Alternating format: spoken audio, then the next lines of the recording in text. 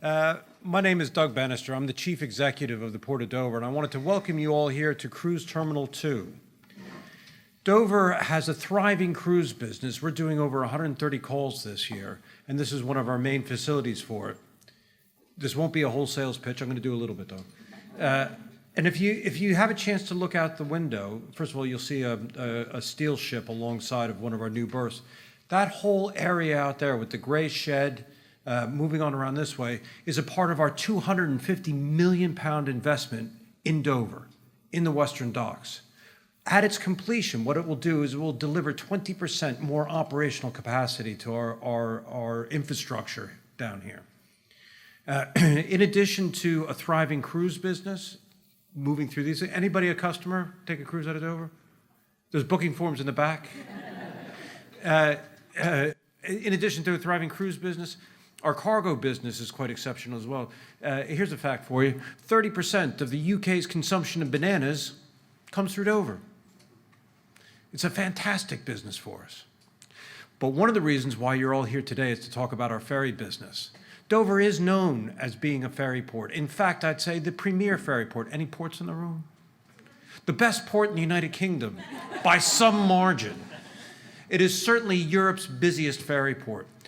We handle up to 120 ferries a day. That enables up to 10,000 lorries. That's a train of over 110 miles worth of lorries every day go through this facility. We facilitate over 120 billion pounds in trade. That's 17% of the UK's international trade comes through this gateway. Now, I know what you're saying, but Dover's not the only port in the land. Today it is, by the way, because you're here, but it's not the only port in the land. And surely these other ports could take care of the volumes if Dover becomes congested through Brexit. And you know what? The other ports in the UK, some of them have capacity. However, the challenge that exists is the nature of our operation. Many ports in the UK turn their berths over once, maybe twice a day. We turn ours over 10 times every day. Many ports in the UK, when they clear their unitized freight, be happy for it to be off the quay in 36, 48, 60 hours. Our import dwell time here is 5 minutes. That is the nature of our operation, the pace, the intensity. And in fact, we've been dubbed Britain's trade conveyor belt.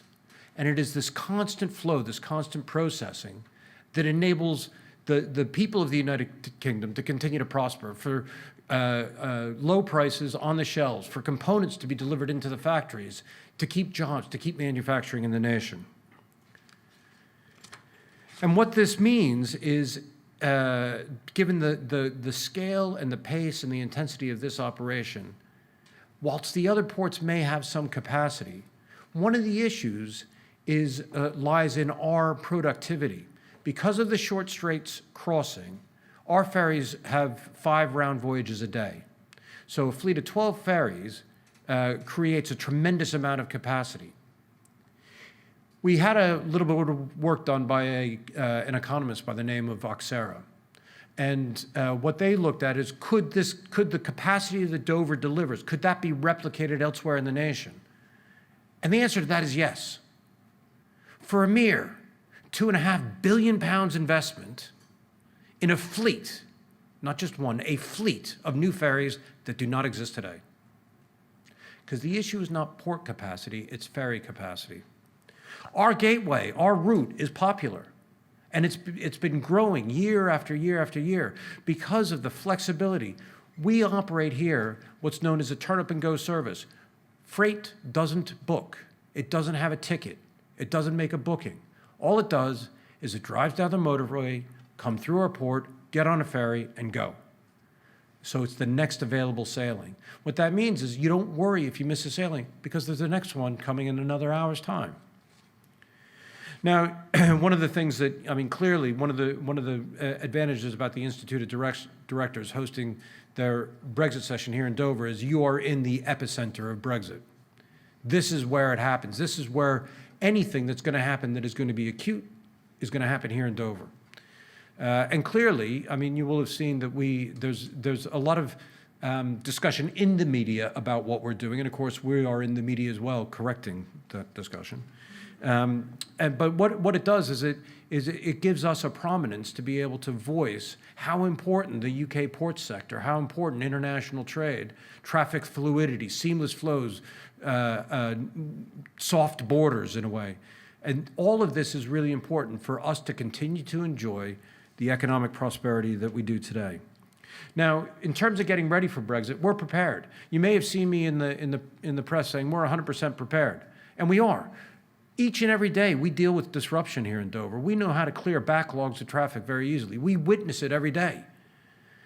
Our guys and gals in the port, very professional people. They were monitoring you guys driving down here today. And they saw when you slowed down. And they saw when you sped up. And what this means is that we can manage the flow through here very effectively. It means that when we have disruption, we can clear it. After a period of disruption, we could be processing 500 to 600 lorries every hour. It doesn't take long to clear backlog with that. Now, having said that, we don't rest on the back of just our professional credentials. We've also been making some changes over the years, but not necessarily just for Brexit, because what we constantly do is look at optimizing our processes and our productivity. We recently had completed an £85 million investment in our ferry terminal. What that did for us is it created something called a buffer zone right in the front of the terminal. And what that allows is for any peaks and troughs to be absorbed into the port rather than spill out through the town of Dover. One of the things too that I think is important is what would happen if we had a no-deal Brexit, which, technically could still occur, of course. One of the things that has been, some figures that you will have picked up on is Operation Yellowhammer, where they had indicated somewhere between 40 and 60% of the lorries turning up at Dover and the Eurotunnel would not be ready for the border and hence start to create congestion. One of the important things about this figure is let me just take you on a little mathematical journey. So we facilitate 120 billion pounds of trade every year. And let's just say between 40 and 60% is 50%, because that's easy maths. So therefore then, about 60 billion pounds worth of trade is frustrated. That's over £1 billion a week. That's money not taken out of the Port of Dover. That's money taken out of merchants in the United Kingdom and in the European Union. And importantly, as I said before, it's not moving at all. It's not that it's not moving through Dover, because there isn't the capacity to carry the goods between the European Union and the United Kingdom. It happens here. That £1 billion a week, I feel, very quickly will focus attention on both sides of the channel, I would expect. We work very closely with government authorities, certainly in working through a group called the Border Delivery Group, where Dover has its own committee because of the importance of it.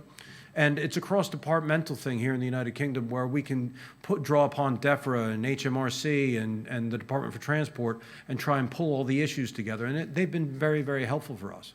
We also spend time working with colleagues across the channel in the French ports, with our ferry operators, trying to pull this entire community together so that this system that is based in Dover continues to function well and properly. One of the challenges that we have, of course, is the degree that traders will be ready in a post-Brexit scenario. And this whole idea of trader readiness, you would have heard a lot of this, getting people prepared. This conference is a part of that. So what do I need? What do I need to equip myself, my business, my customers with to be able to conduct business in a post-Brexit environment? And the big challenge for that, whilst we can all be 100% prepared for what we know, we still don't yet know what the rules of the game are going to be. Is it a deal or a no deal? More likely a deal these days. If it's a deal, is it a trade agreement? Is it a customs union? How will the trade agreement work? Will there be duties? Will there be tariffs? And all these sorts of things start to get factored into it, which is why I also think it is very important that the Institute of Directors carries on with events like this, because it is these things, these forums, where people can discuss, dialogue, learn about what is going to be required and get themselves into the highest state of preparedness that they can do.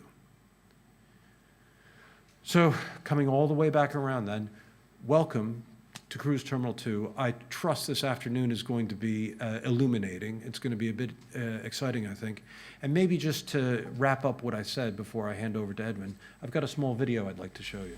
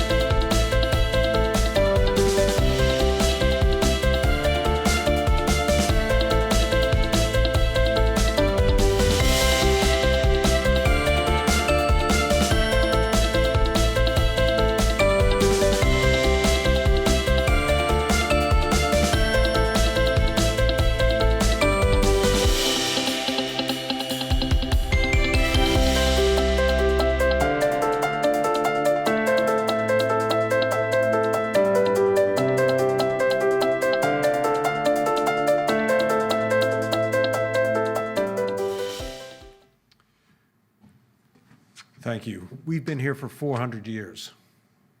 This is a period of time. Port of Dover has been around since 1606. This is an event. We're going to be around for another 400 years, supplying Britain with what it needs to do. Thank you very much.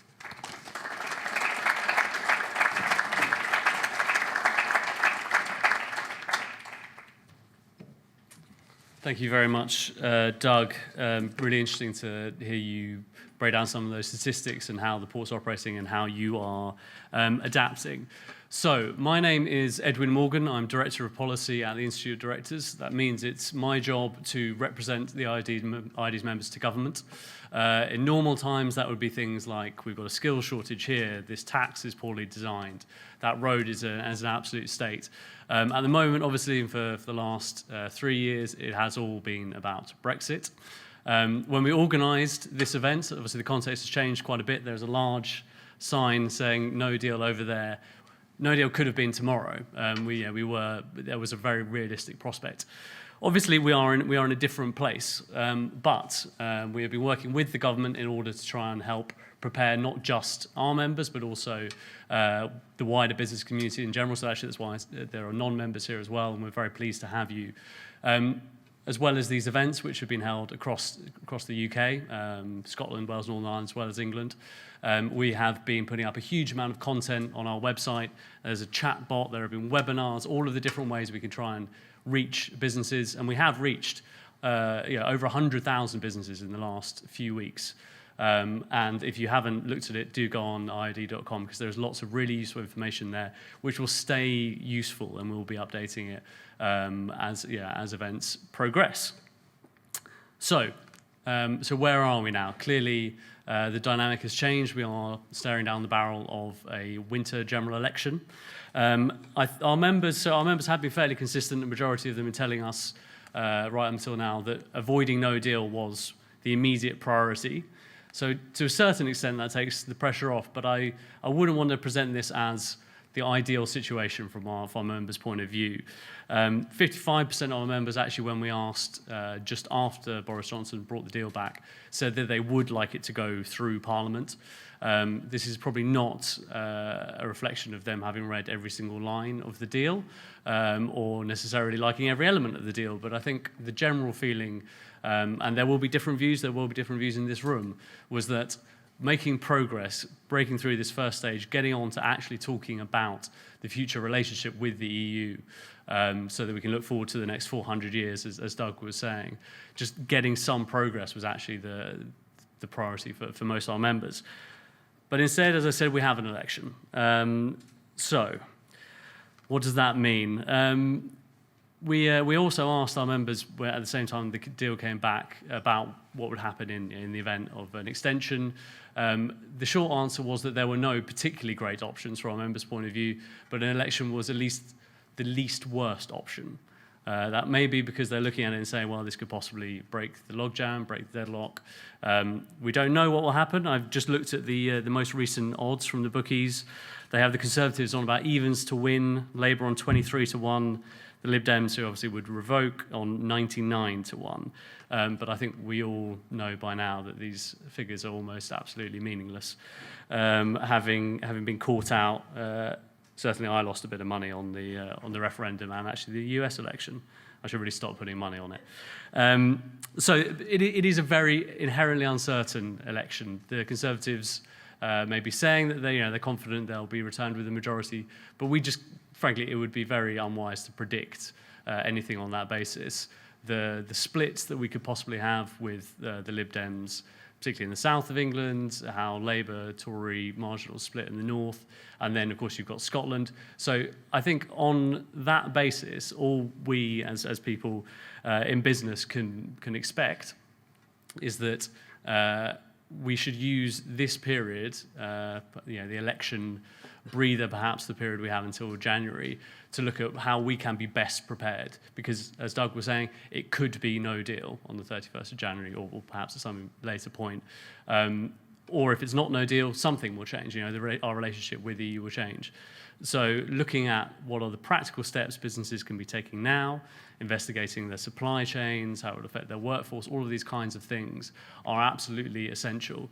And we are very lucky today to have a really mixed panel, balanced panel of different sectors, different experts, who will hopefully be able to answer your questions on the kind of the practical side of things. Now, I do want to keep this practical today. That's the whole point of this event. We're here to view it from the business lens, which is whatever's happening, we'll adapt, we'll get on with it, and we will find a way of, in the long term, making it work for us.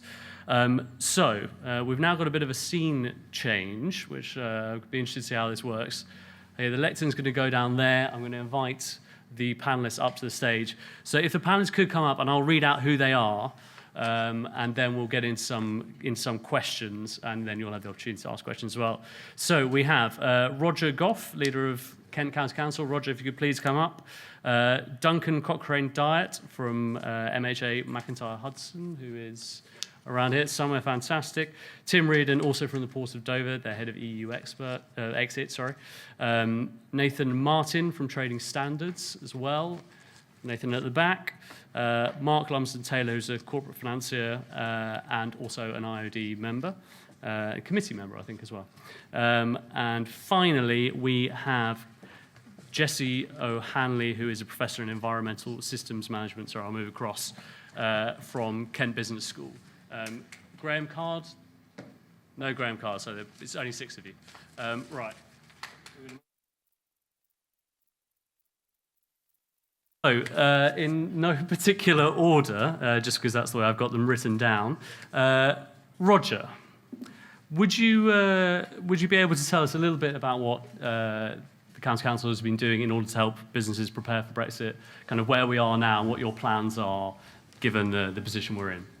Yes, our most important contribution, I think, and it's in alliance with many partners, is to ensure that people can still go about their business, even under the circumstances of a no-deal Brexit. So a great deal of the work that we did in the run-up first to 29th of March and then to tomorrow was around preparation for ensuring that the highway would still be running, that, as I say, people could go about their business. And other things flowed from that, particularly in relation to maintaining the continuity of our and other services, and then also more structural work, if you like, that would be of support to business in a more direct sense.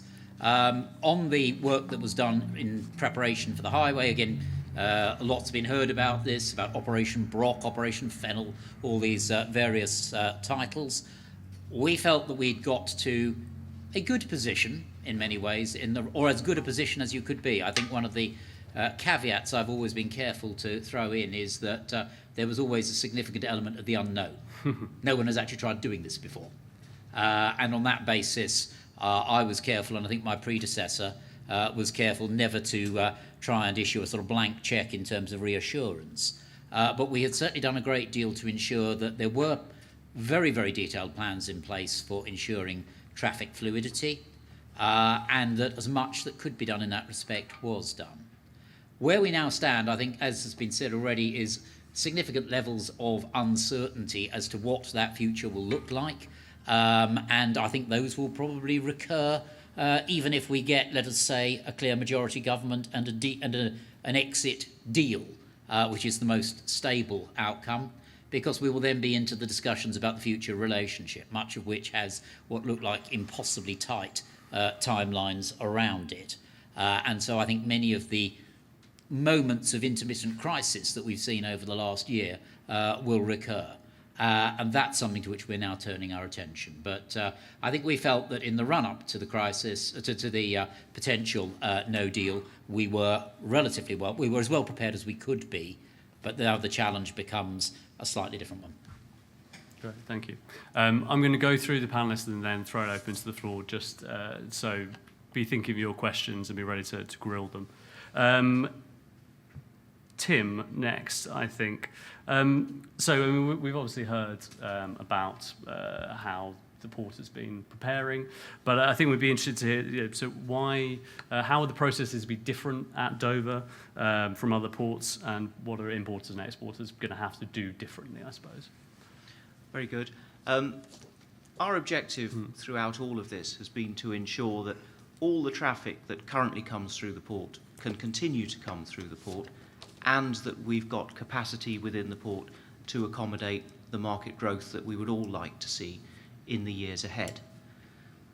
That created us a challenge when looking at the border control process that might be imposed on movement of goods, because that control process, as it exists at other UK ports where it applies to traffic coming in from outside the European Union, and indeed as it used to apply in Dover prior to the creation of the single market, always and invariably involved cargo sitting on the quay, locked into the dock, until the customs man came along and told you that that individual piece could be taken out. Clearly that cannot happen in a ferry terminal where, as my chief executive outlined, the average lorry takes no more than 5 minutes to proceed from the ship to the dock exit.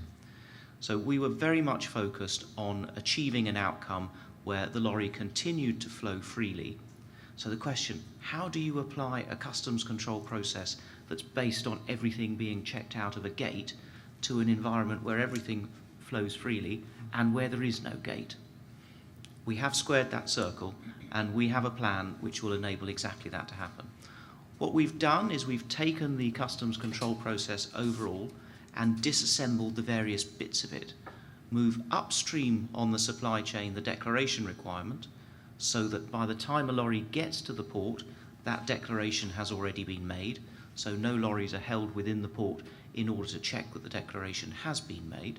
And secondly, to defer further down the supply chain any physical examinations of the goods that would entail stopping the movement itself. So if you take the supply chain as a whole, the documentation requirements and the procedural requirements for coming through the port of Dover are no different from those that would exist where you bring the goods through any other UK port. But what does change is the timing, because the declaration needs to be in advance so that it is made for practical purposes before the journey itself begins, so that the journey itself is not interrupted by any requirement to make a declaration or check that one has been made. So for businesses importing or indeed businesses exporting, the challenge will be to look at your own internal processes and see that the documentation is all in hand, all in order, before the movement itself physically begins. Because it's the movement itself where any real disruption could disrupt the supply chain as a whole, or could inconvenience the person who's waiting for those goods to arrive at the end of the day.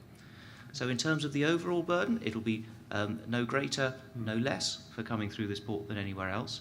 But what you will have is slightly different timings, and the consequence of those different timings will be that the supply chain physically should continue to flow, and that everybody expecting receipt of a shipment at a particular day can depend on it arriving on that defined day at the time it's wanted. Thank you very much. Well, I mean, I think that flows quite neatly into Duncan. So at MHA, you advise companies clearly on how they navigate these procedures. Do you think, I suppose, firstly, that companies are ready. They know what they're going to have to do. They know how the upstream processes just described would work, and I suppose also if there are ports which maybe aren't as well prepared as Dover, because there are other ports are available, I think I should say, and you can slag them off as well. That's fine. Is that going to work as neatly everywhere else? And I suppose your experience from talking to businesses on the front line. Yeah, we're seeing quite a variety of different approaches, and a variety of different levels of concern and willingness to be prepared. We're seeing actually some quite large businesses are sitting on their hands and doing very little, which is not something we would advise. I hasten to throw in there. But broadly, the advice we're giving to our client base is to, and obviously between now and whenever, we're in this slightly strange sort of variable period now, aren't we? So between now and then, whenever then is, there's no requirement to change. We're not doing anything differently to the way we're doing it now. But we're advising people to consider, to plan as assuming there's a no-deal scenario. And it needn't be expensive. There's some basic things to do. And going back to Tim's point about the paperwork exercise of traffic and goods coming in and out of the port of Dover. For example, apply to HMRC for a deferral account. VAT customs duties are payable at the point of entry into the country. Deferral account allows 6 months transitional period before payment is actually made. So that can be done on a total basis. So that's just something that's quite easy to apply for. The risk of not doing so is, of course, you inject a delay into the process. But it does look like there might be a little bit of a backlog of applications going in for this. And there's another application we're advising people to make is the EORI registration application process, which effectively registers you for VAT in Europe, which we don't need to do at the moment. And those are now being issued automatically, aren't they? The EORI, or however you say the numbers. Yeah, that's sorry. right. The government has now started issuing those automatically, haven't they? Yeah, that's right. Yes. But there is a risk of a backlog. So an application puts you on the frame. So we don't know whether there's enough time between now and then to get all those various numbers issued in good time. So that's really customs and duties. See a whole variety of other approaches, corporate structures and so forth. But happy to talk about that afterwards or in respect of any queries. Thank you very much. Well, talking about lack of planning maybe, or the lower levels than you might expect, we have someone whose specialism is organisational planning. Jesse, I suppose, what advice would you give to maybe smaller businesses who don't typically have very systematic processes for planning for change like this? Where would you start if you were going to start preparing for Brexit, whatever your kind of business is? So, big question, I yeah, realize. big question. Okay, so yeah, I'll admit I usually work with more kind of like large corporations. Okay. Did a lot of work with Port of Dover on kind of modeling different scenarios of different traffic flow coming through, impacts of A, B, C, et cetera. For smaller businesses, I mean, if you're lacking in, say, an analytics group, which is most businesses, I think a lot of it is trying to think about the future. What are the possible scenarios? And even literally come up with, maybe 4 scenarios of what you think the different impacts of Brexit could be, or it could be for really any kind of change. And then really kind of analyze, okay, we've put them in buckets. We think these are the 4 likely things that could happen to us. It's literally trying to find actions that will be robust across all of those scenarios. So it will do well against, the most likely scenario, but it will maybe not do as well as some other option that would really do best under a business as usual strategy, but it will also provide me some sort of kind of it'll cope with risk better in terms of it'll do better with the really hard pessimistic scenario, and it still does pretty well on a really optimistic scenario. So I think a lot of it comes down to a little bit really scenario planning, try and get all the people, your top people in one room, brainstorm, try and figure out some scenarios and try and, start literally writing them down. and trying to come up with some actions that you think might be able to address those. I mean, obviously, you can start trying to think of structured ways of doing that in a more professional way, but I think at a very basic level, scenario planning would really, really help tremendously. Okay. And where would you, thinking maybe from the smaller business end, where would you look for some good impartial information on what those general scenarios might be? Because I mean, obviously, I think Doug mentioned Auxera, but if if you don't have the funds to actually commission an economics research company to do it, where would be a good place to start? Well, I mean, I'll kind of pitch for myself at the university. So there are a lot of experts actually at the university. I mean, there's a lot of people who are very good at kind of setting up meetings, doing structured interviews. I have colleagues who are really brilliant at that. They can really take the knowledge that is embedded in each of the individuals, try and kind of pull it out of them, put it into a knowledge that can be shared across people. So there are people like that at universities. You can obviously look for consulting type stuff.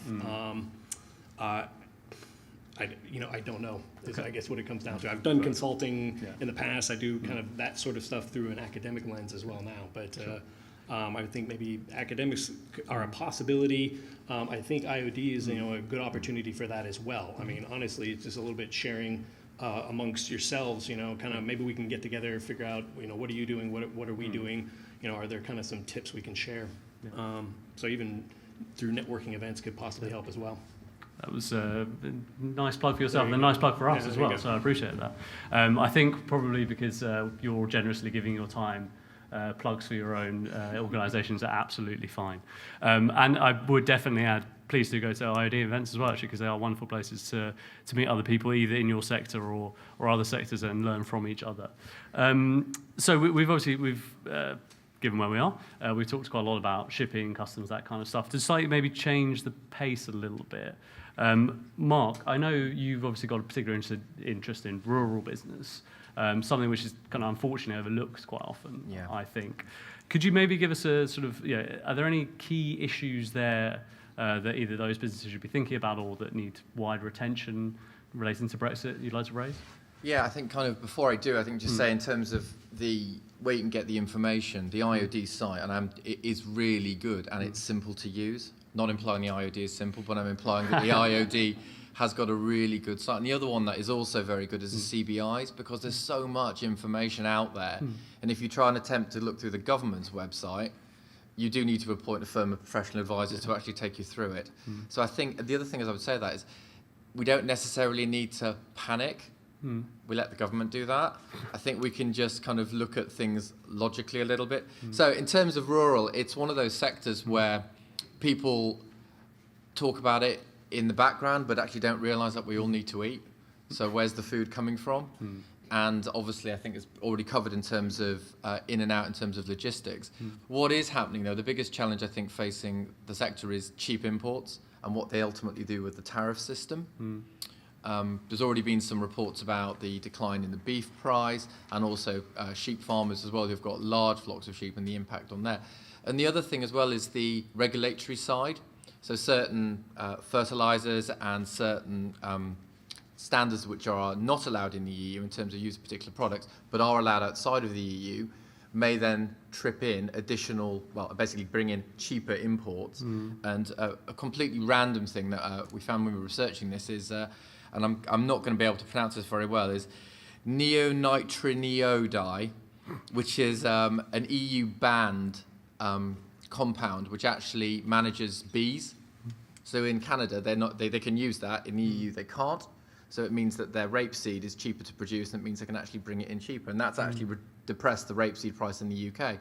But that all said, what you are seeing in the rural industries, and I think in others, is it's an opportunity to take a step back. So there was a significant amount of investment going in to rural industry about upgrading their facilities and being more competitive.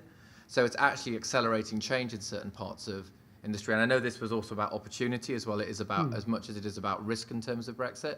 So you're seeing some changes in the rural industry where they're actually putting money in now to future-proof and plan. And I think that there is a shift. The other big thing facing rural industry, and I think it might face quite a few people in this room, is workforce.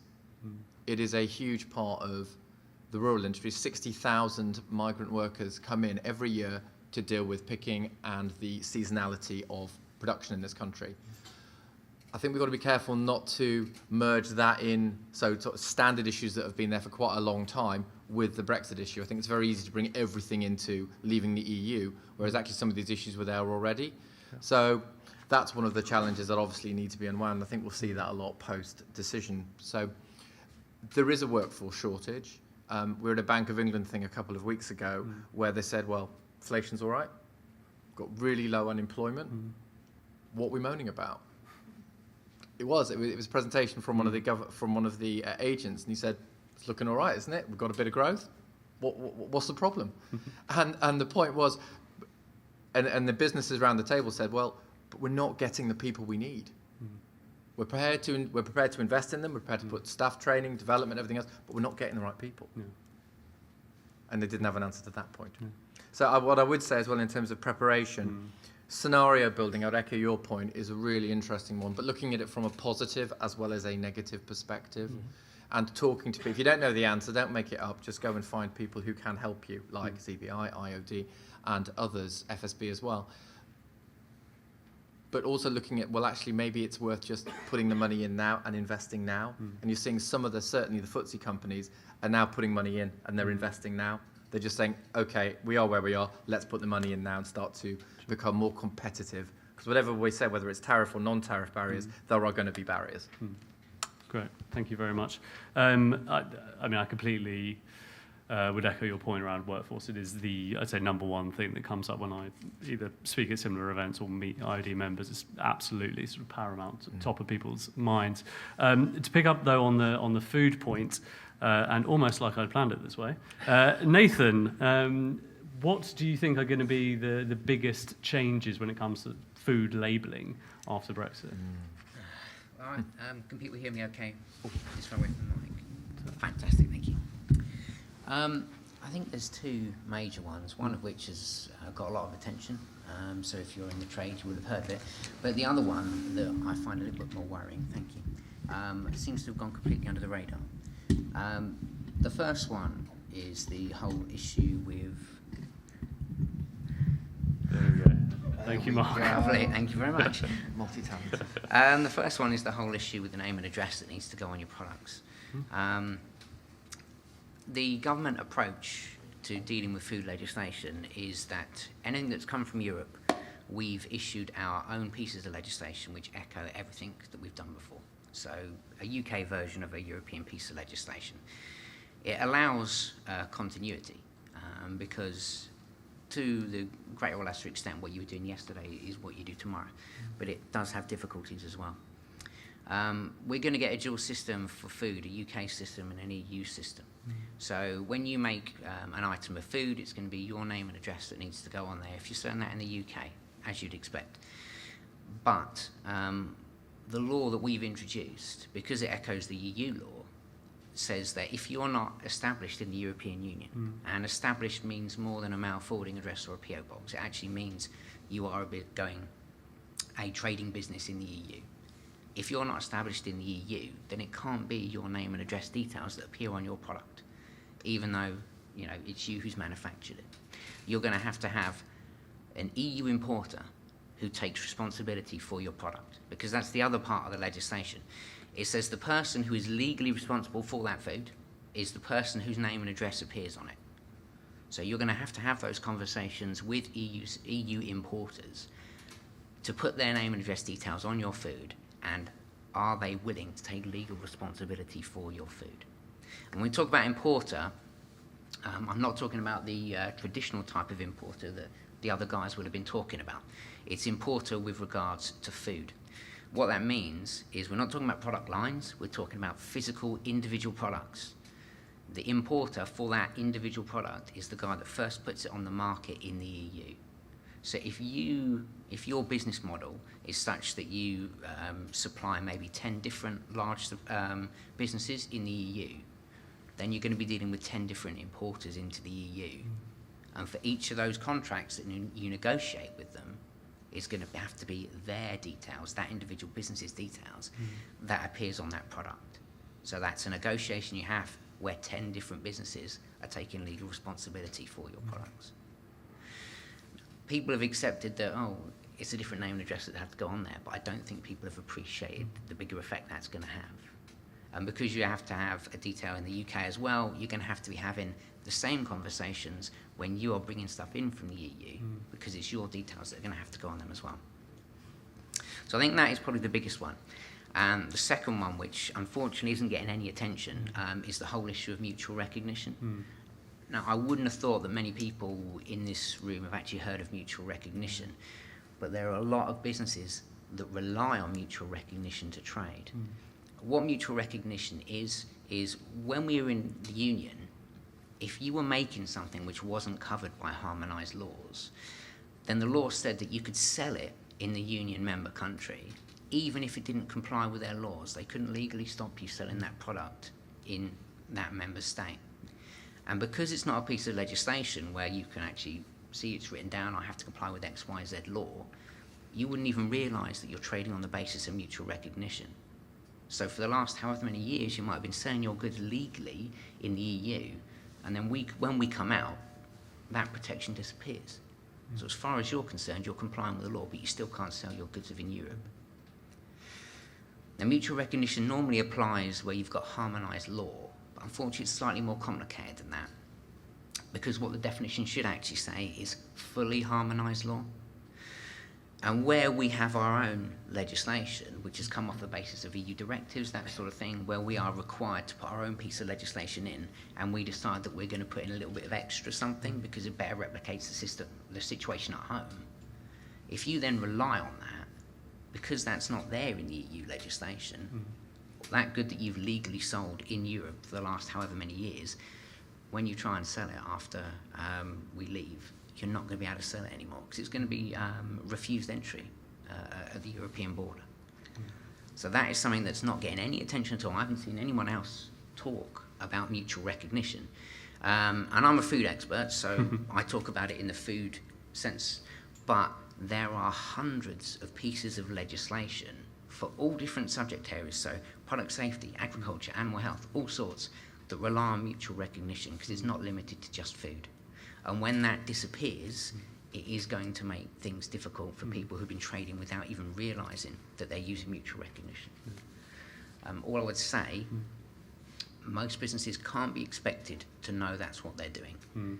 If you are concerned at all, speak to your local trading standards department or your Chamber of Commerce or the IoD and ask for advice. Great. So lots of potential sources of information for you there. I mean, I would just add to that point. A few weeks ago, the Chancellor invited the IoD and a few other business groups to come in to talk about No Deal and to bring a couple of members with them. And one of the members we took exports potatoes to the EU. And when it got round to him, the Chancellor said, what are you planning? How is it going to affect you? And he said, well, I mean, our working assumption and the best we can work out is that on day one of No Deal, no potatoes move. So that's, it was as stark as that. And on the mutual recognition, it does come up in our conversations with government, and we frequently go along with sort of what they call the B5, but it's us, the CBI, Federation of Small Businesses, British Chambers of Commerce, and Make UK, or the Manufacturing Association. And Make UK talk of almost nothing else actually apart from mutual recognition. So it is, but as you say, it doesn't mean we've got answers, and doesn't mean there's awareness. But anyway, I've done quite a lot of talking. So hopefully you have some deliciously complex and intricate questions for our panelists. We've covered quite a lot of different subjects. There's duties and shipping and traffic flows and food labelling and operational planning, rural business, workforce. So any of those plus any more, if anyone please like to stick up a hand and dive in. Who's going to be brave? Oh, down in the front and then at the back, or down the middle even.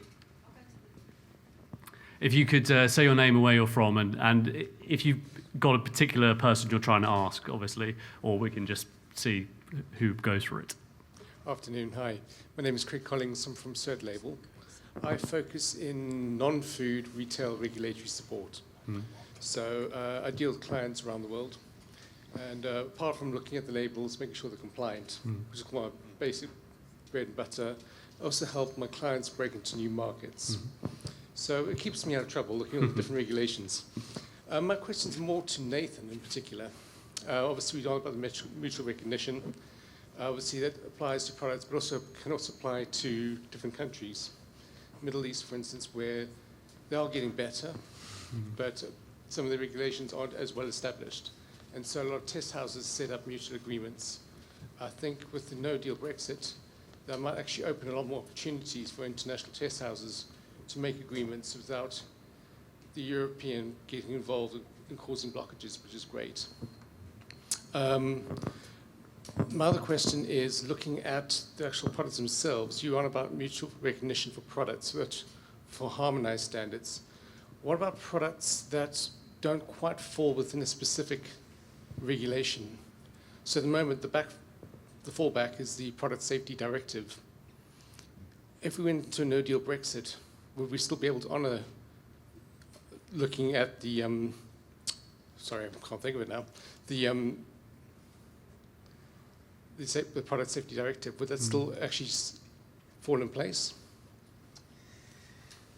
I would just point out, I can talk about product safety, but I'm nowhere near as knowledgeable as I am on food. Oh, thank you. The approach the government is taking with regards to product safety legislation is the same as they are taking to food legislation. So that much I can talk about. So they will have, well, they have passed legislation saying that we, need to comply with the requirements of the Product Safety Directive. We had UK legislation anyway, because it came out of harmonised EU legislation. So that will just continue, from one day to the next. So with regards to, in the UK, what legislation you should be following, that will remain unchanged. With regards to,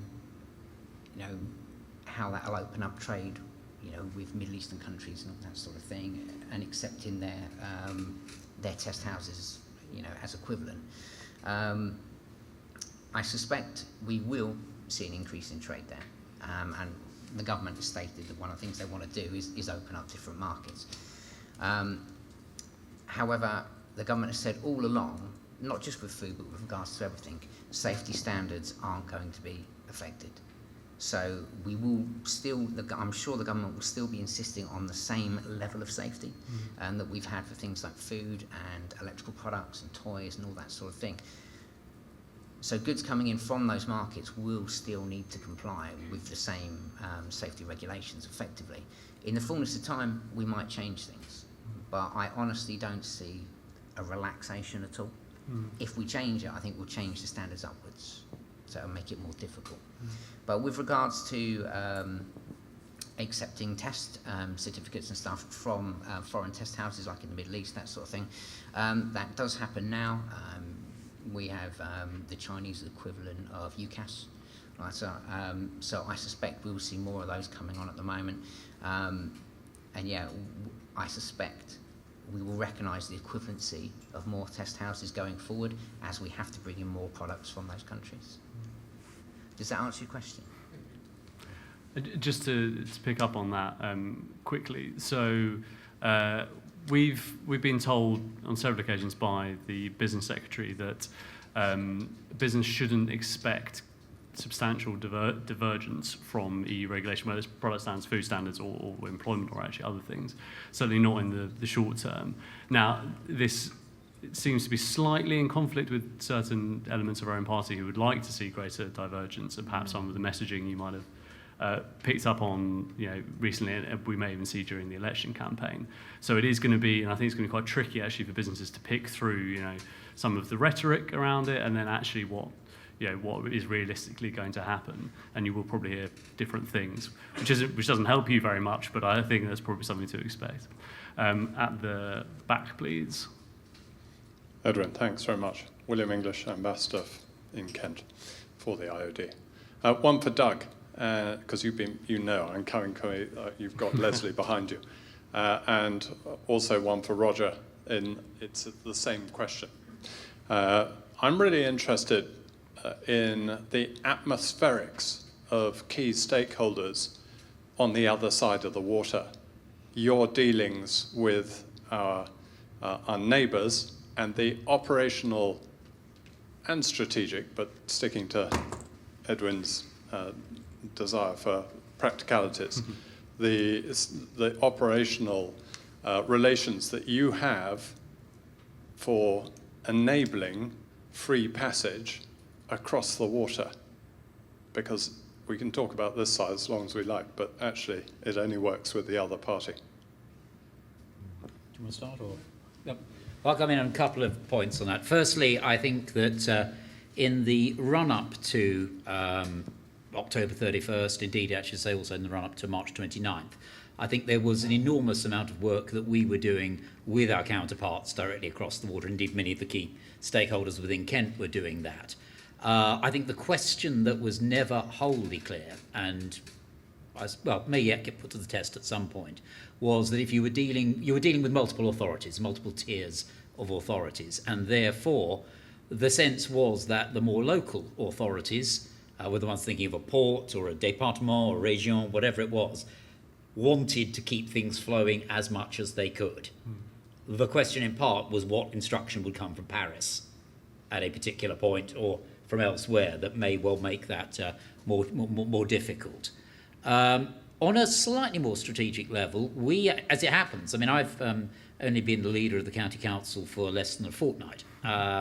Took office a little over 10 days ago, but one of my very first engagements, already set up well in advance, was we had delegations from the Hauts-de-France region, from the two of the key départements within that, and then equally regions or provinces rather within Belgium and the Netherlands, really just running up that strip of coast there. And that was a very, very useful discussion. And I think what came back again and again, particularly from the region, from Hauts-de-France, was the emphasis on getting fluidity right. We'd had a discussion which covered a whole range of different areas, and the chap from Hauts-de-France said, this is all very well and thoroughly agree with it, but if you don't get the fluidity of trade right, then the rest of it just really isn't going to happen. And one of the things that we took away from that meeting was the sense that we are seeking to work very closely together on a range of issues, and one of them is what can we do to maximise that fluidity. There may well be opportunities for Kent specifically around a series of work projects around smart borders. Because we've actually taken quite a lot of the pain on this issue, and the message we're trying to feed back to government is to say, well, if there's going to be work on this going forward, and clearly nobody knows what exactly that will be, because we don't know what the future relationship will be like, we don't know how much that regulatory divergence will actually take place, but clearly things will change. Well, if there's work to be done in that area, we'd like to ensure that it's actually done here in Kent, and that we could build something of a centre of excellence in it, and then link that also to our partners across the water. So the relationship is an important one. I think the truth is, of course, that none of us is wholly masters of our own fate. So that's where it might get a little more complicated. I echo a lot of what Roger just said as well. I mean, we've got great relationships with our sister ports, Calais and Dunkirk. We were with the heads of both of those ports last week for a while, talking about what is likely to happen. Calais, both Calais and Dunkirk, Calais in particular, have made huge investments in security. Okay, Britain funded some of that, but they've got the ongoing costs of maintaining it and operating it. And we are really clear on, what the drivers of business are for both sides. Additionally, we've got two ferry operators, P&O and DFDS, that operate on both sides of the channel as well. So that the community that we have down here is really quite tight. We've been, one of the things that also has happened is, and Brexit is the vehicle by which it has happened, is it has forged tighter relationships, not only between the port authorities on both sides, but the port communities on both sides. We're looking at various ways in which we might be able to facilitate customs clearance processing in, say, Dunkirk, where they've got a high capability base because of the international trade that they already do. We also have high attention on both sides, so we frequently get visitors down from government and around places to have a look at the port, and so that we can spend some time with them. And we get visitors from France as well. As an example, it'll probably be out in Twitter sphere soon, if not now. We had Xavier Bertrand across this morning because he wanted to sit down and talk about what the issues are that face us, and certainly echoing what Roger said, one of their primary missions is to make certain that traffic continues to move. The issue that they have on their side of the water that we don't have here is when traffic stops there, their security issue rises exponentially with people trying to climb in the back of trucks. And so therefore then they're really alert to that as well, much more so in the French ports than in the Benelux ports. So I think that there's a much improved common understanding on what's required on both sides and how we can maintain the ongoing discussion at both a tactical and at a strategic level to make certain that it continues to flow. What I'd like is maybe, Tim, if you wouldn't mind just mentioning a little bit about the authority controls and the dialogue that we've been having about that, please. Yes, of course. Thank you. As has been said, the Brexit process has caused us to be working much more closely, much more frequently together with our partners over in France. And when looking for the atmospherics and their approach to the challenge at hand, the answer to the question will differ very markedly depending on who it is you're talking about. Our partner ports in France, just as our ferry operators, are serving the same customer base as we are, and their objective, just like ours, is to continue serving it as fully and as well as we do now, so that they'll remain our customers for the years ahead. There's absolutely no divergence of interest there.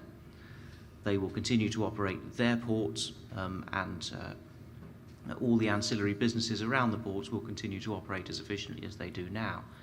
The challenge, as Doug mentions, comes when one's looking at statutory control agencies whose job, depending on how you want to look at it, is either to stop the traffic or to apply controls to it without stopping the traffic. And that's a different starting point. And equally, most of those control agencies in France, as here, are national ones rather than local ones, and therefore are not necessarily operating from the same starting point as those whose bread and butter business depends on keeping southeast Kent and northeast France flowing freely. But nonetheless, we have established good contacts with both the douane in France and we've contacts also with the French passport police who operate here in Dover.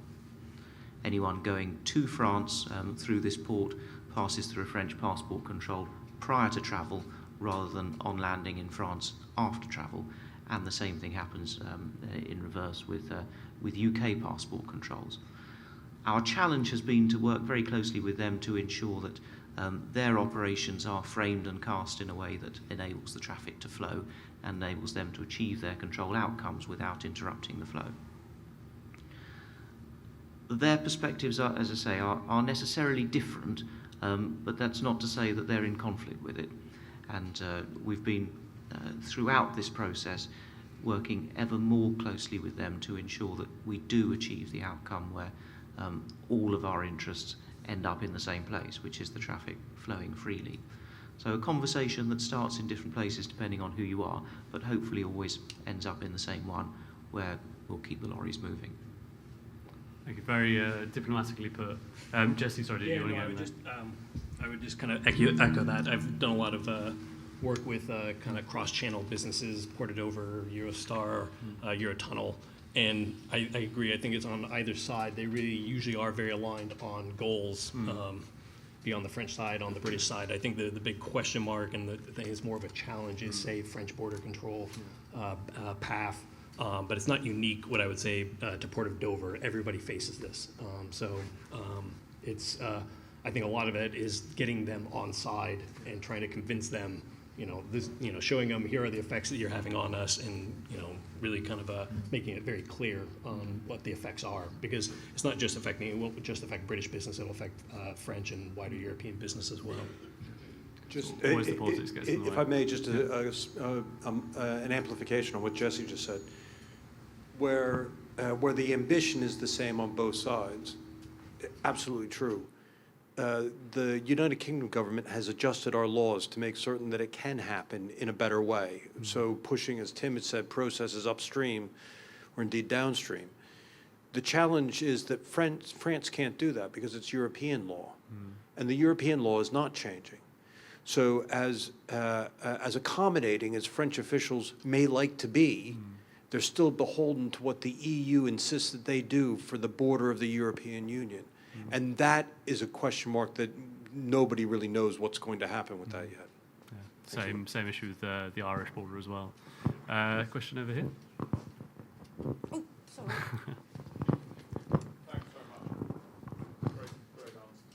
Good question. You kind of just touched on it, talking about, so Keith Posner, I run a management training business. We trade a lot in Europe, so it's services. But my question is around the smart borders, and it's been talked about by a number of people, and we have a Prime Minister who talks a lot about this without any substance whatsoever coming forward that I've heard about, and I've tried really hard to understand this just as a human being living in the United Kingdom, trading in Europe, family all over the world. So my question is, what is actually going on in terms of smart borders, whether it's in Northern Ireland, the Republic, France, Belgium, etc.? Is there anything that anyone can tell us that's got any value or validity that kind of helps us as to therefore how things will progress in the future? Because clearly this is important. You know, a lot of us do trade. 90% of our trade well, most of our trade in the UK going abroad is a lot of it's services. So, you know, how are we going to operate with these smart borders or not smart borders or whatever it is we're supposed to have? Maybe I'll get Roger to pick up again and Tim on the border with France. I mean, just to say from the IoD's perspective, the person who was actually meant to be chairing today, Ali Renison, has been spending a lot of time in Northern Ireland recently around what were so-called the alternative arrangements when that was slightly under the previous government, but it has continued to a certain extent. I mean, I think if I can channel her a little bit, she would say that technology can play a significant role. A lot of it is untested, and the biggest question is around timescales, just how quickly any of this new technology could be implemented. Shipping might be slightly easier, possibly, but that might not be true. The Irish border obviously just has all of these extra levels of security and history implications, which make technology not a silver bullet. But as you say, none of these, there isn't somewhere where you can look up and say, well, these are all of the things that would make a perfectly seamless border in Northern Ireland. It doesn't exist yet. So, yeah, Tim or Roger. Shall I just briefly? I think the answer, and I was just conferring with Tim to ensure that my impressions were correct, but I think it is, that we are very much at the concept stage here, still, if truth be told.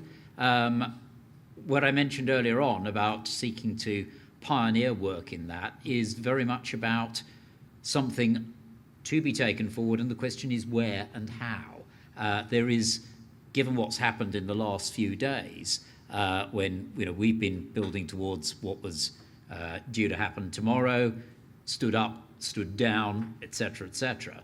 There is a letter being prepared for my signature to go to government, say amongst other things, okay, all this stuff in this area, we do want to do it. Can we do it in Kent, please? But it's very much at that stage, and I think certainly the debates about the Irish border, I think made very, very clear that it rests, as you say, on technology that often doesn't exist, or certainly has not been tried out in any large-scale practical way. It's worth remembering too, of course, that we're trying to think about that, and it's highly relevant to us in Kent. It's around a whole range of issues. It's not simply around facilitating the flow of goods, important though that is. It's around management of people, movement of people. Just as a small aside, one of the things that's happened to us in recent months has been that the number of young people being brought into the country in lorries as unaccompanied asylum-seeking children has started to climb dramatically in recent months. And that's been because the traffickers have basically been spreading the message, get in there before October 31st. Now, I think that's actually not based on any reality at all as to how it would actually work out. But that's what's been very effectively conveyed, and I see the numbers every week, and they've gone up very, very sharply. So there's a whole range of issues that we in this part of the country will need to look at. But I'm not sure that at this stage we are much beyond, as I say, the concept stage. But we've been very, very keen to get ourselves in as early as we can on that. Sorry? Yeah, I can give you some very precise figures. We just put a bit of context on this. So this is what's called unaccompanied asylum-seeking children. So they are under 18s. They are usually actually adolescent boys, 15, 16, 17. 18 months ago, having had, as you'll recall, and we had the whole business 2015, both Operation Stack being a huge factor, and at the same time also very large inflows of these young people. We had in that year, there's like 1,000 thereabouts.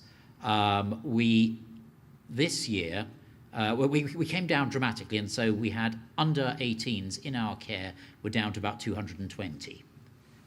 They have now climbed just through 400. And in October so far, 39 young people have come in. The equivalent figure for this time last year was about a dozen. And we will clear 250 to 300 coming in the course of this year. Now, if you go back historically, we've been as high as 1,000 under some circumstances. But actually that figure of approaching 400, actually the number within our care is quite a significant one for us. But that's, from a social services, if you like, point of view. So the numbers were very high, they came down, and they have been accelerating in recent months, really, I think, on the basis of a false story, if you like, used by traffickers vis-a-vis the impact of Brexit. I think just to pick up on that, we do have to remember, of course, that business is only part of this equation. And so, I mean, sometimes it feels like business can get forgotten a little bit, but I suppose it is so all-encompassing, I suppose, Brexit covering every area of government policy in every department. Tim, did you have something to add on just the technology aspect? Yes, I mean, smart borders, to be honest, there aren't any in practice. There are a lot of people trying to flog their technology. A lot of them are coming to us saying we've got the answer, to which we say, to what? The technology is a tool. You can't select a tool until you've defined the task that you're trying to perform. And the border control process is all about defining the task and the process before you can proceed to specifying the technology that might help you with it. And we have focused on trying to define the control process as it applies in this port to ensure that the process itself is compatible with the continued uninterrupted flow of goods. Just to come back to a remark of Edwin's, the Irish land boundary and this port have a lot in common with one another, because while there's a whole load of water out there, actually the traffic as it presents to us is lorries. It's lorries driving across our quay without stopping, without the ability to stop, with the consequence that if they do stop, the supply chain is interrupted. How is that different from a lorry driving across an imaginary line in the tarmac on the Irish land boundary? It isn't. The process that is required there to keep the supply chains moving freely is the same process that is required here to keep those supply chains moving freely. Yes, there's maybe a discussion further down the line about what fancy IT kit and data flows might help, but ultimately the task for now is to define the process. And I'd also say that it'll be a process for businesses to follow who wish to meet their compliance obligations. Smuggling, whether it's of people or contraband, is a very different issue, and we won't be designing a process for that. Thank you. Can I jump in on that one? Yeah, again, I think if you want to think about smart borders, though, you need to think much broader. You do you need to think at a systems level. I mean, you can make the Port of Dover as efficient as you want. You could make the Folkestone as efficient as you want, but if there's delays at Folkestone, it's going to impact the wider system. So you have to think about the whole system level type stuff. So you need a smart border that's going to be effective no matter what kind of disruptions you have. But to kind of speak about ideas out there are some, but again, it's very much at kind of thought stage. But one of them is like, say, a virtual queuing system, where you could think of like an air traffic control system that switches on. I mean, it's running in the background, but it switches on when there are major disruptions to the roads to kind of basically prevent things like Operation Stack, Operation Brock.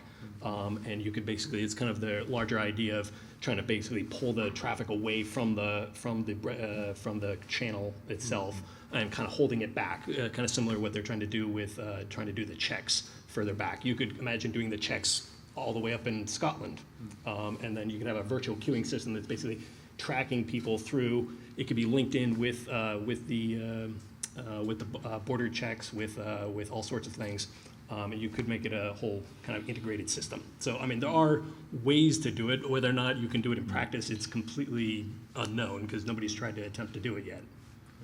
Adam, can I just get the hub of your question at the beginning was quite interesting because you said no one really knows what's going on at the moment. And I think it's that, maybe it's a role for business leaders and the IoD about trying to wade through the disinformation, which often winds up businesses and freaks businesses out, and then you're wasting resource on actually doing things that maybe necessarily you don't need to do. So I think there's a piece around perhaps some of the themes that come out of this, something that direct business too, whether it's Institute of Directors, other bodies, because a lot of people read things that are simply just not true. And it's just, it moves businesses in a direction that actually isn't correct. And obviously you do a lot of exporting clearly with your services and goods. There are two things that will be mattering to you, I imagine. Who's doing it and how much am I going to make or lose? That's key for you. So I think there's a piece around trying to cut, pardon my language, the crap and try and focus on the outcomes. Right, there's no answer to this at the moment from what I've just listened to some very eloquent responses. There's no answers at the moment. We're in that second stage of physicality of what we are or are not going to put in. But the one thing I would say that has come out of this interesting 2 weeks, I won't use the words I was using before I came on stage, was that it's got it into everybody's mind. So we've now got this window, haven't we, of November and December and part of January to get everything ready and get businesses in that mindset. Because I think previously to this, maybe businesses weren't quite as aware as, oh, it might not. We very nearly did. Monday was a decision-making process, wasn't it? So I think it's that opportunity. A question over here. Franciscos Filipeos from the University of Kent. Can I just press a bit more on the same issue here? And SMEs are part of global supply chains, and a lot of the time the final product has to go a number of times, or the intermediate products a number of times across borders. I think we can all accept that whatever is going to happen with Brexit, the key change is the introduction of a border somewhere. So perhaps Jesse, Tim, Graham can give us some answers to the question I'm going to ask is, do you have an idea about the optimal location of that border? Because so far we think of it in national terms. So the border is here, or the border will be Northern Ireland, the Irish Sea. And we start thinking about border in different terms. So is there an optimal location of that border might be placed in order to facilitate the flow of products between companies? Maybe just to bring in, obviously others dive in as well, but I mean, I suppose, Duncan, from the point of view of someone advising businesses, does it matter where the border is? If there's a border and there are new procedures, customs procedures, new duties, does it make a difference? I suppose to some extent it doesn't, does it? It's you sort of just trying to visualise what that might look like. It's not a wildly dissimilar situation having sort of bonded warehousing, for example, which is obviously currently existing, where the border is at the point it comes out of the warehouse. So that's, if you like, non-geographical from the point of view. It's not a border as such, but these things require legislation to sit behind them. And typically in the world I work in of, tax legislation and so forth like that, geographical borders are what defines it. It's defined by the individual territories. But I can see no reason why you shouldn't have something like that. But I'm trying to think what the advantage free would be. ports, I mean, does that make it, the International Trade Secretary is a big fan, but I mean, I've heard sort of mixed things. I don't know whether that's huge potential, avoiding some of those, you're shifting the border effectively, but... You are shifting the border, aren't you? And I think one of the proposals, for example, on the Irish border, between the Republic of Ireland and Northern Ireland, was about, in effect, shifting borders further out into the territory and having checks done elsewhere, which I suppose that prevents the physical compression at the various borders. The world of customs duties and so forth like that, this is data crackling through lines. So if the data can be sorted out, then, and the legality of it is obviously there supporting it, then the physical location in my world makes very little difference. And that's what, Nathan, in terms of, I suppose you could class food as one of the most sort of sensitive goods in a way. The location, the border, it's the market it's being sold into that's the most important thing, isn't it? Well, if it's the European, yeah. It's the European market. Obviously, going to have a completely different set of rules as we move further and further away from harmonisation. But the questions I have been getting already is, if I'm bringing in a good and I have to work on it, I know we have. I'm not an expert at all in import-export, but I know we have something. The onwards processing rule, where you can bring stuff in to work on it and then move it out. I'm already getting people come to me with questions about that, saying I'm bringing in distinct things from different countries, and I'm combining that. Before I could do it, and there weren't any issue with customs, but now what do I do? Is that an export? Am I importing it and then exporting it, or is it the same product? There we go. Let's see with the solution. Or is that the same product going in and out? So, is there a button? That better? Yeah. Okay. Sorry, I never knew one of these before. So yeah, is that the same product going in and out, or am I changing that? And is that something I'm bringing in and then I'm exporting it? If I'm exporting it, will I need new paperwork? Will it have to go through a border inspection point if it's of animal origin? All these questions. Unfortunately, in a lot of ways, I'm in the same sort of position because we haven't been provided with that information for me to be able to answer those questions yet. So I can tell you exactly what needs to go on your product, how to design the label and all that sort of thing, but unfortunately I can't tell you how to move it from point A to point B at the moment because I haven't been provided with that information. And it's not just me, it is trading standards. It is the enforcement authority. We can only work with the information that we've been given. So I think the short answer is the border can be anywhere or nowhere, but still, if businesses don't know what the accompanying rules, whether it's customs or product standards or whatever, it's still going to be a problem. Down here.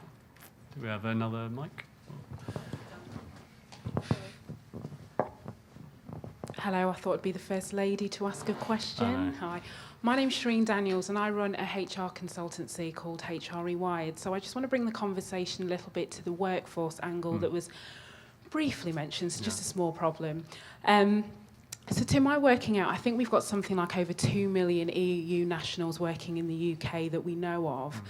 And my background previously was retail and hospitality, so I used to run the UK for Cafe Nero.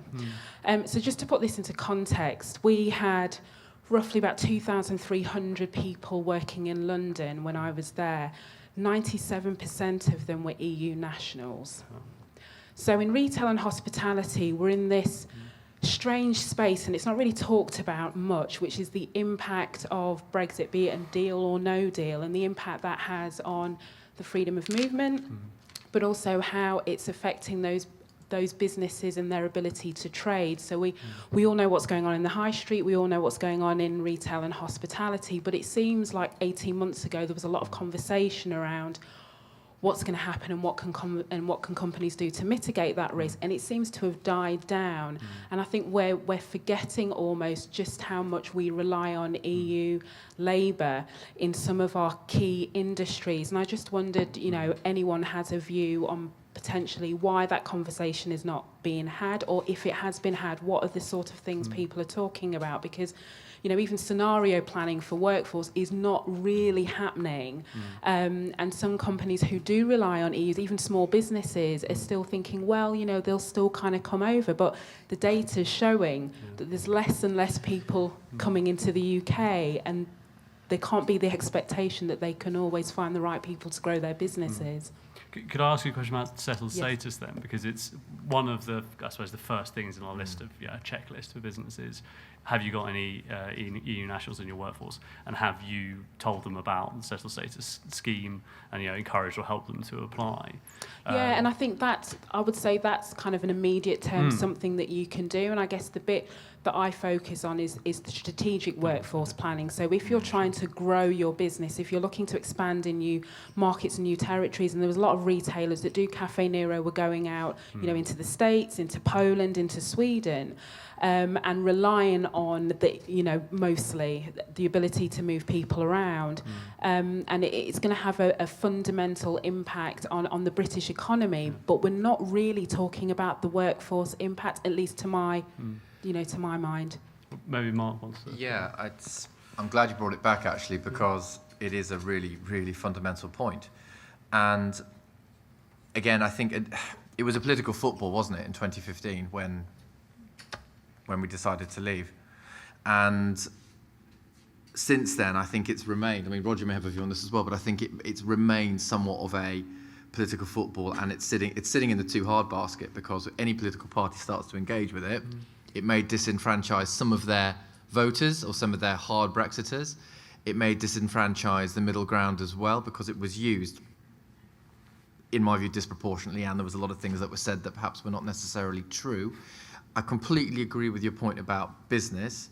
I think it is talked about in lobbying by certain institutions. I know for a fact that the work that's been going on in the CBI, there's a huge agenda there for scrapping of the immigration targets and looking at a proper system that meets the needs for business and talks about settled status, because that directly links into how much a business will put in terms of investment into the work you do for strategic workforce planning, not just they come in for a certain amount of time and then they disappear back again. I think that conversation is it's basically trying to be disregarded now. So it is a big thing, and a study I think said recently that over the next 5 years, if migration falls, 80%, it's 4 billion per annum cost to the economy. It is a really big part of the issue facing us. But again, I try and frame everything in terms of an opportunity. Okay, there's a risk, but it's also an opportunity. I think, again, it's another thing for IoD, CBI, other places.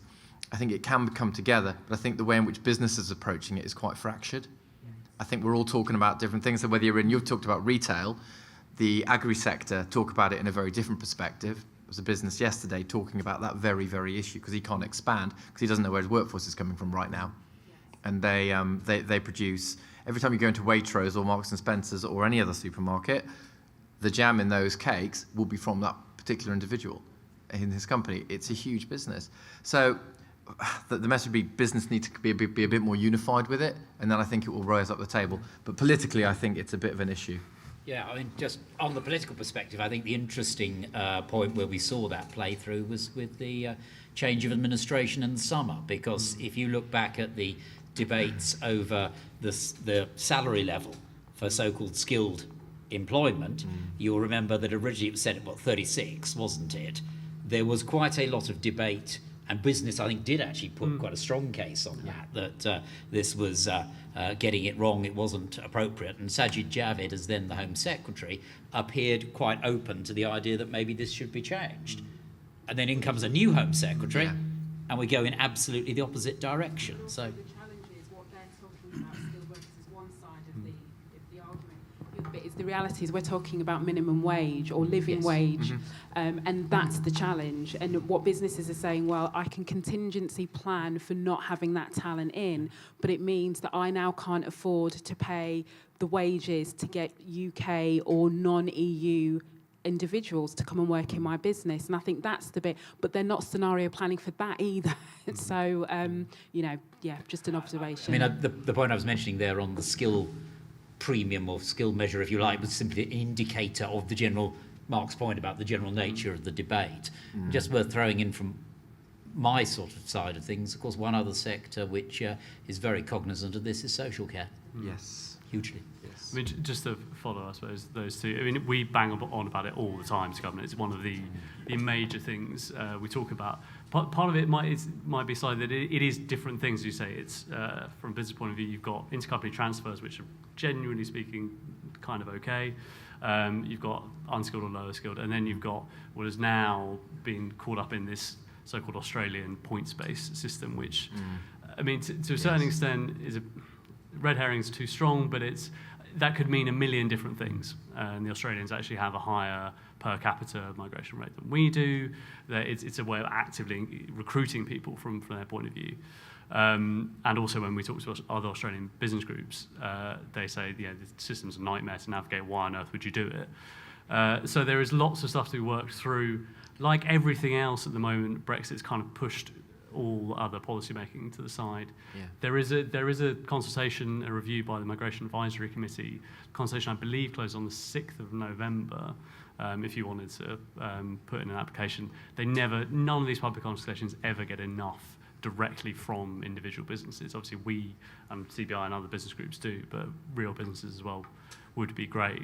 But it's one of these. It's a huge unanswered question at the moment because it's just, with the election as well, it's just been kicked slightly into the long grass. But we will keep banging on about it, I promise. I think the sectoral point on that, as you said, there's a very big difference, isn't it, between retail and services compared to perhaps production and industry services and the pay that goes with those.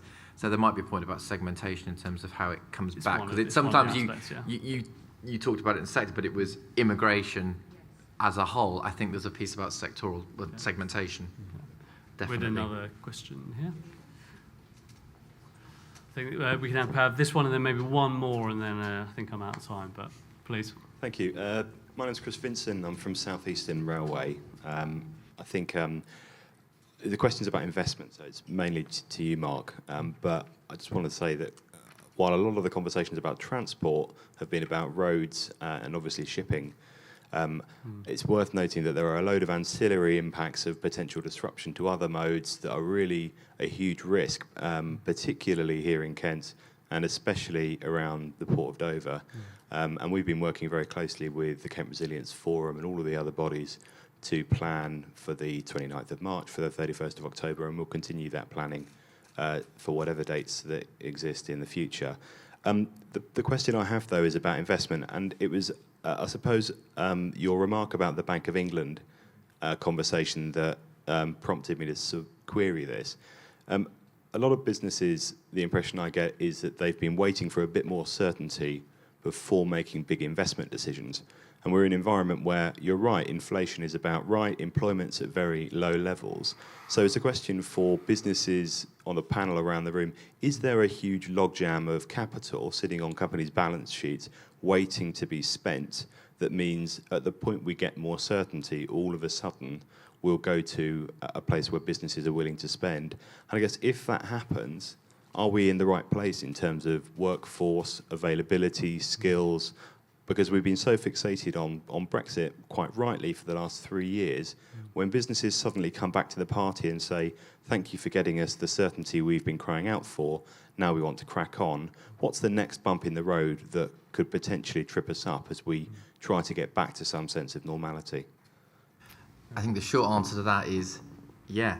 If you look at companies' balance sheets at the moment and you look at FTSE 100, 250 and the small cap markets, there is an incredible amount of what they would term fortress balance sheets at the moment, where they've built up their capital, they have cut costs, and they're waiting. That's the first thing I would say. The second thing I would say is that we are an employed nation, aren't we? Unemployment is at record lows, whichever way you look at the analysis, and whether it's 0 hours contracts and all of that discussion, which I won't get into now. But generally, we're an employed country. So the challenge, certainly the companies that I've dealt with and the companies that I've talked to, and its whole range from electric and manufacturing, rural, public and private, is, well, we can put all the money in. Some of it's mechanisation, which then results in a reduction in the requirement for workforce. Remember that, because a lot of this is streamlining business as well. But those that are actually expanding their organisations per se, they're saying we can put all the investment in, but who's going to do it? So I think the investment piece is directly linked to who's going to be able to do it and work for us. what the last, if you like, 2 months have seen, I think, and what resulted in obviously today, it was deliberately, I think, planned today because tomorrow we were going to be, flags will be out and all of that stuff will be going on. Dover will be very busy. So, but obviously that's not happening, is that business are now realizing, well, actually, it's going to go on. It might get extended again in January. It might get extended again. It might not ever happen. Just throwing it out there. But my point is, I think business are getting to the point now where they're just going to do it. So certainly some of the conversations I've had very recently in the last sort of 3 or 4 days has been, well, it's been delayed. We can't delay our business anymore. The world isn't stopping. America, other parts of Europe, they're still investing. Our competitive edge, which I say is the last kind of part of this whole process, you've got the political lexicon, then you've got the physical, we've got to sort out barriers and everything else, and then you've got the negotiations, and then you've got the competitive angle of the country, haven't you? Are we going to be a more competitive country after this process is completed? Yes or no? I'll leave that to you to decide. But I think now business is saying, well, if we don't do something, we're going to be less competitive in 2 years because everybody else will have invested and will have been catching and will be behind. So I think, yes, fortress balance sheet, I think that's going to start to unlock in 2020 because businesses have just got to the point and say, we've just got to get on. I'd say I'm slightly more pessimistic than that. We have an investment tracker in our monthly surveys we do with members, and it's been negative or bumping around 0 for the last few months. Yeah, and so if that stays at that current level, business investment overall has been very weak. We did specifically ask, if there was a deal, would there be a deal dividend? Would it suddenly unlock a lot of investment? And the answers were not particularly strong. And I think now that may be just, they're all hunkered in, and perhaps if it did happen, they'd suddenly feel a lot better and things would change. But I think there has been a negative effect of the prolonged uncertainty, which will continue even in the event of a deal. But that's a very depressing note. I'm sorry, I've actually now run out of time.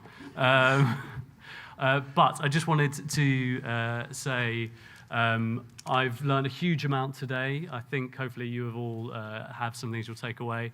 Doug, what was that statistic about bananas? Doug?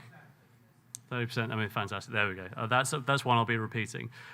Just remains for me to say thank you to Leslie and Juliet, our lovely organisers from the IoD. Thank you very much to the Port of Dover for hosting us, to MHA for being a partner on this as well, and mainly thank you to all of our panellists.